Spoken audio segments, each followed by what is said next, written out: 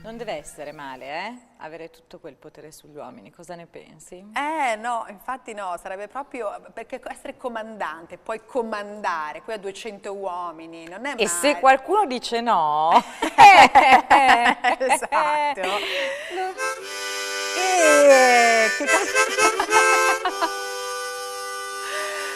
Che Chi ci viene a trovare? Meno su uno, però mi sa che una volta che è entrato qua possiamo... Per 20 minuti possiamo avere potere anche noi. Come volete. Benvenuto a Gianluca Morozzi. Che è Ciao a arrivato tutte. suonando l'armonica perché? Perché questo è uno strumento importante per me, che io non sapendo suonare nulla, non sapendo le note, questo strumento si suona a orecchio, per cui posso far finta di essere un musicista anche essendone incapace. No, secondo me l'armonica è difficilissima da suonare. Da ci ho mai piccolina provato. ci provavo e venivano fuori dei lavori, andava meglio il flauto alle medie.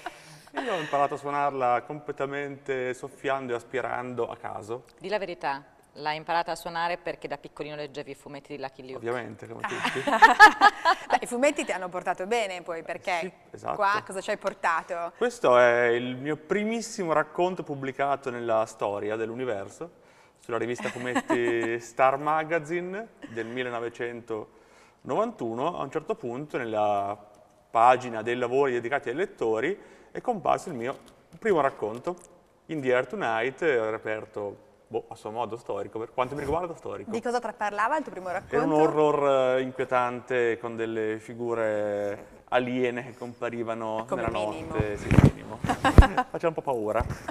E dopo da lì hai scritto... La Gianina è terrorizzata, ci non credo. so se hai notato. Ho visto, ho subito capito. Forse l'armonica, Che c'è da secondo aver me. paura, c'è da aver paura.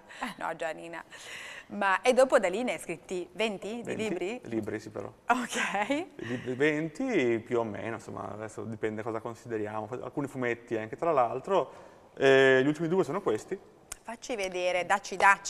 Eccoci. Te ne Marlene do, in the passo Sky. uno alla Deborah e uno a me. Allora, questo è Gianluca Morozzi, L'età dell'oro. Esatto. Questo è un tuo viaggio che ti sei fatto, in cui hai pensato di incontrare il Paz, no? Raccontami un po'. È un incontro nei bagni rotti di un bar col fantasma di Pazienza, che è uno dei miei idoli assoluti, di sempre, in assoluto, e in cui gli racconto, presa dall'entusiasmo, la mia carriera in maniera ironica e un po' in soggezione, peraltro, per la grande figura, e racconto cose vere, però. Cose vere. Tu non l'avevi mai incontrato in realtà, Andrea No, Pazienza? purtroppo no, ero un po' piccolo. Troppo piccolo? No, non ero piccolo, però ero adolescente, non lo conoscevo, è morto nell'88, quindi non l'ho mai incrociato e in questo modo lo incrocio e gli parlo. Gli chiedi come andavano i suoi incontri tra lui e Bert? Sì, certo, è una buona idea. Sì, sì. Non so, magari non, Erano divertenti gli non lo incontri. sanno i nostri telespettatori, ma Andrea Pazienza, che è anche uno dei miei idoli, faceva queste strisce in cui c'erano il Paz e il Pert, dove il Pert era il presidente degli italiani, Esatto. Sandro Pertini. Esatto. Ed erano comicissime, erano Bellissimi, geniali, erano troppo meravigliose. belli, sì. Manca molto Andrea Pazienza. Accidenti, sì, infatti. Lui è stato uno dei miei più grandi idoli, un genio totale e ha fatto tantissimo in poco tempo, come i veri geni. Invece qui abbiamo un libro per ragazzi. Allora, io devo dire che Gianluca Morozzi lo conosco, l'ho letto, mi mancava sinceramente l'aspetto per i ragazzi. Ho letto alcuni tuoi noir, Sì. ti ho apprezzato come scrittore e narratore di noir. Adesso però vi leggo, perché ha già mentito Gianluca Morozzi, è nato nel 1971 a Bologna, dove vive, grande appassionato di calcio, tiferai Bologna, immagino. Certo, ovvio. Quest'anno fai quel che puoi, Certo. musica e fumetti, crede fermamente che da qualche parte dell'universo i supereroi esistano, giustamente. Dopo gli studi in giurisprudenza ha intrapreso la carriera musicale come chitarrista con diverse forme, ma non si mente alle ragazze, perché le ragazze ti sgamano subito. Infatti, ma chitarrista è una parola grossissima, Ma ma vabbè. grossissima veramente. Anch'io mi definisco giornalista, figurati se tu non ti puoi definire chitarrista. Sì, io suono, sai quelle cose, tu impari 4 accordi, 4 e conquisti il mondo. Il giro di do. Giro di do, fai 100 miliardi di canzoni. Questa è una fortuna enorme. Se non sai un accordo, metti il capotasto e lo fai più semplice. e se impari 5 addirittura conquisti l'universo. Ma però, non è male. Senti, ma di cosa parla Marlene in the Sky? Parla di due quindicenni del quartiere Barca, una ragazzina sovrappeso un po' asociale che si chiama Marlene e il suo migliore amico, un ragazzo con un problema alla gamba dovuto a un incidente, emarginati dall'universo e dalle compagni di scuola che diventano in qualche modo supereroi per un bizzarro evento e dovranno vedere cosa vuol dire diventare supereroi e crearsi nemici da soli per combattere dei nemici come nei fumetti. Non sarà bello. Domanda, come si fa a scrivere un libro? Ci si siede, si accende stage. No, nel senso che è una bella domanda. Bisogna che a un certo punto scocchi. Ci sono spesso in giro per Bologna, secondo me, dei folletti, spara idee. Sono come i cupidi, no? Che anziché sparare però frecce col cuore, che non servono, sparano cose più utili come trame, idee, inizi, finali. Quando mi arrivano insieme l'inizio e la fine di una storia, io so che posso cominciare a scrivere, perché so che posso collegare il punto A al punto Z e il percorso, bene o male, so percorrerlo. Ecco perché, cioè, un conto è avere l'idea, un conto è sapere da dove vuoi partire, dove vuoi arrivare, ma nel mezzo ci devi mettere i dialoghi, ci devi mettere gli ambienti, ci devi mettere le storie dei personaggi, ci devi mettere la loro natura, la descrizione e tutto il resto. E qui subentra la gavetta, perché io da questo racconto del 1991 al primo romanzo del 2001, i 10 anni in mezzo sono stati una piccola gavetta psicopatica, perché ho partecipato a 80 concorsi letterari e ne ho persi 80. Ah, però non ti sei mai dato per vinto. No, uno o diventa pazzo o diventa scrittore. E a volte coincidono le due cose. Senti, ma tu sei di quegli scrittori che hanno tutto un loro regime, cioè ti svegli la mattina, temperi la matita, ti siedi di fronte con una tazza di caffè, così, oppure... No, mi alzo la mattina con moltissima calma, diciamo, molto avanzata. Sei un quarto, 6:30, vuoi dire? Sì, pomeriggio, sì. Mezzogiorno si alza, poi il caffè, colazione, Facebook, pomeriggio si apre il computer alla pagina giusta e si comincia a lavorare. La mattina non esiste molto per quanto mi riguarda, è un po' una parte... Ma tu da piccolo volevi fare lo scrittore? Sì, o il calciatore. Come va coi piedi? Malissimo. Infatti fai lo scrittore. Quello però lo capisci presto, è fortuna. A 13 anni già capisci che non sei capace e quindi cambi subito destinazione d'uso. Senti, questo libro è appena uscito, l'hai presentato da Bologna, poco, sì. a Bologna appunto, eri un po' in soggezione a portare una storia su un personaggio così importante e così amato a Bologna come il Paz, inventata di sana pianta, Allora, a Bologna. Io non lo ero all'inizio, poi è arrivato un personaggio identico a Pazienza del fratello, quindi avere il fratello di Pazienza davanti è stato un po'... Cosa ha detto del tuo libro? È stato ringraziato, è molto gentile, è stato molto carino, è una persona veramente deliziosa, però ero molto in soggezione perché dico, santo cielo, non posso parlare liberamente, non vorrei dire cose sconvenienti, ero un po' teso in quel momento. Prima non lo ero però. Bologna ultimamente ha dato vita, tra virgolette, a una sorta di corrente di scrittori bolognesi. Ci sei tu, c'è Giampiero Rigosi, c'è Grazia Verasani, c'è Lucarelli, che di fatto però non è di Bologna, vive vicino a Imola, a Mordano, se non ricordo male, sì. Però lo prendiamo per bolognese d'adozione. E sono tutti scrittori che hanno comunque in comune questa tendenza un po' al noir. Ma come mai Bologna vi fa venire in mente il noir? Come dice Lucarelli, per i portici? Allora, c'è una risposta standard che diamo sempre noi scrittori sì, quando ci dicono d'accordo. Perché fate o noir o cose umoristiche, faccio entrambe. Ho detto perché i portici creano delle ombre sinistre ma riparano anche dalla pioggia. Ottimo. Non vuol dire, ma suona benissimo. Quindi... No, io da quando non abito più a Bologna devi vedere come li rimpiango quei portici. Abbiamo una telefonata? Abbiamo una telefonata che non ha niente a che vedere con i portici nel noir, però ha a che vedere con qualcosa che ti riguarda, perché è la barba. Della barba ci parlerà Giorgia Olivieri, che è esperta la nostra chic stylist, esperta di style, costume, trend, chi è più ne ha più ne metta. Giorgia, ci sei? Eccomi, ciao ragazze e ragazzo. Ciao ragazzo. Ciao Giorgia. Proprio della barba ci vuoi parlare oggi, perché? Perché girando un po' per eventi, diciamo, di respiro un po' modaiolo, ecco, tra, non so, una recente visita di qualche settimana fa a Pitti e poi un viaggio a Berlino, ma poi anche girando anche nella stessa Bologna, si nota che comunque i ragazzi ormai, quasi tutti, ragazzi, uomini comunque, portano con grande disinvoltura la barba.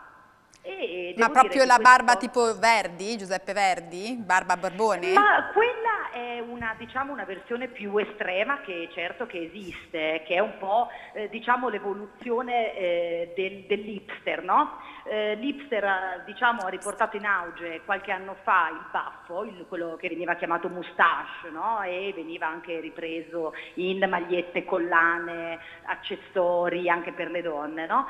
Diciamo che adesso il baffo è stato soppiantato veramente in maniera decisiva dalla barba, perché basta girare per le strade, ormai di sbarbati non ne incontriamo più. C'è da dire Ma è che un bene questo o alle un donne male? piace. Questo Cosa- alle donne piace, alla maggior parte delle donne, poi non so, mi piacerebbe conoscere anche il vostro parere, però io quando parlo con le amiche devo dire, o magari scrivendolo su Facebook, in qualche status, la barba è una cosa che piace e diciamocelo, riesce a regalare un sacco di fascino comunque agli uomini, anche quelli meno appetitosi, ecco, diciamo così. Quindi no. Anche quei poveri ragazzi sfortunati. Ha Guarda, voluto dire questo, diciamo. io ti do la mia opinione in attesa di quella di Barbara.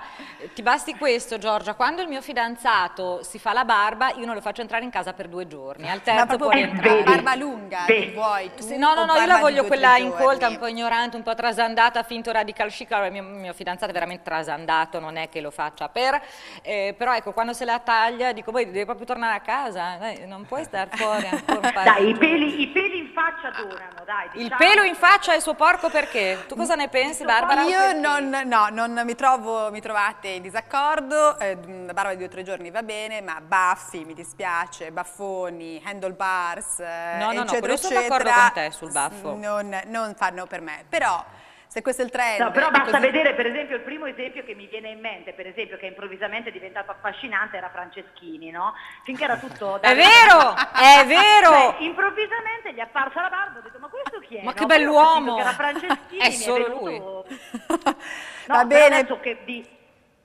No, scusa, Quindi dice- buona barba a tutti. Buona barba a tutti, per la Grazie, saggezza di Giorgia è la barba. Grazie, ha ragione, anche Franceschini ha trovato una sua collocazione nell'universo femminile grazie alla barba. Vedi? Grazie Giorgia. Ciao Giorgia. Ciao. E adesso la collocazione nell'universo femminile la trova anche Gianluca perché è il momento... Delle 10 domande.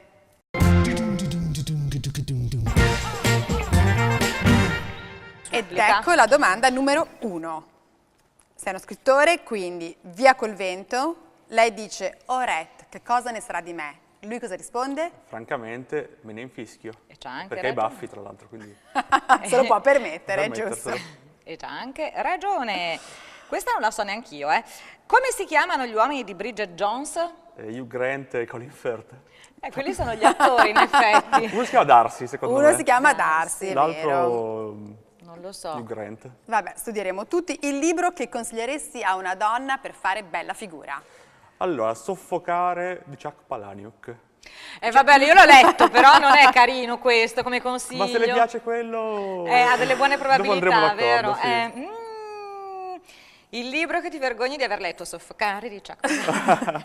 Ho letto una...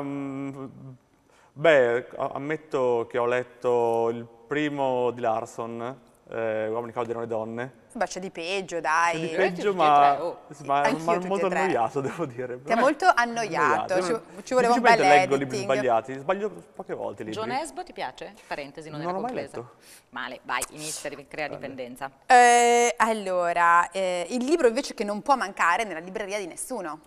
Secondo me, It di Stephen King.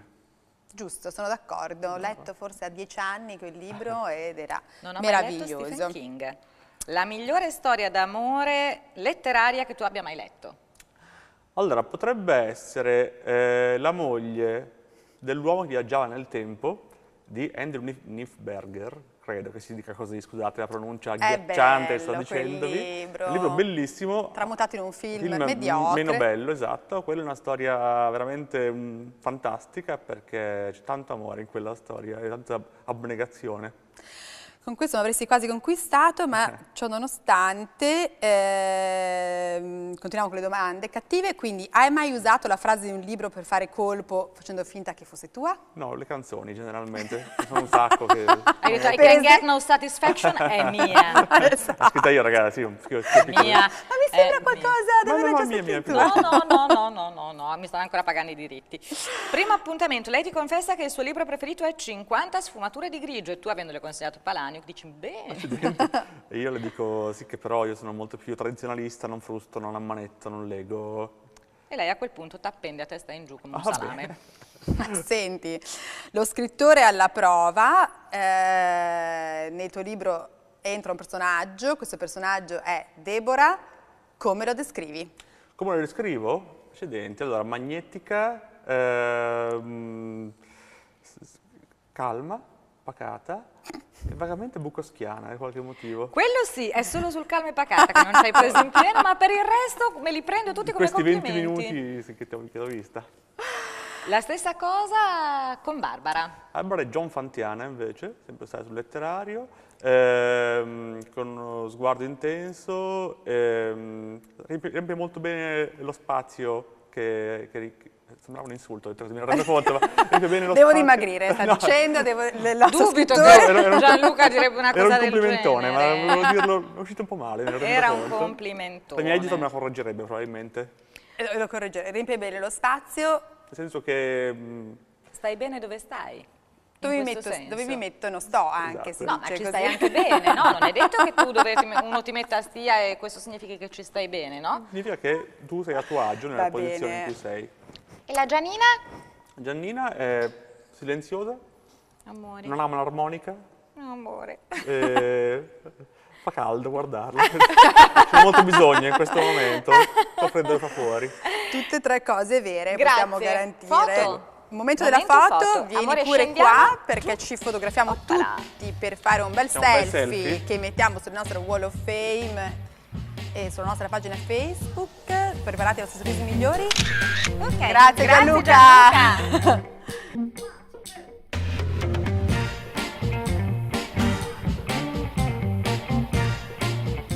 E allora grazie a Simonetta Lobrutto per essere stata con noi e grazie a Gianluca Morozzi. Questa puntata di Diffusion si chiude qui, io vi do appuntamento a domani. Domani puntata dedicata ai sentimenti, come sempre assieme a Paola Assini ed Emilio Gerboni, che ci spiegheranno le nuove regole del corteggiamento 2.0. E allora non mancate perché domani è la puntata di Love.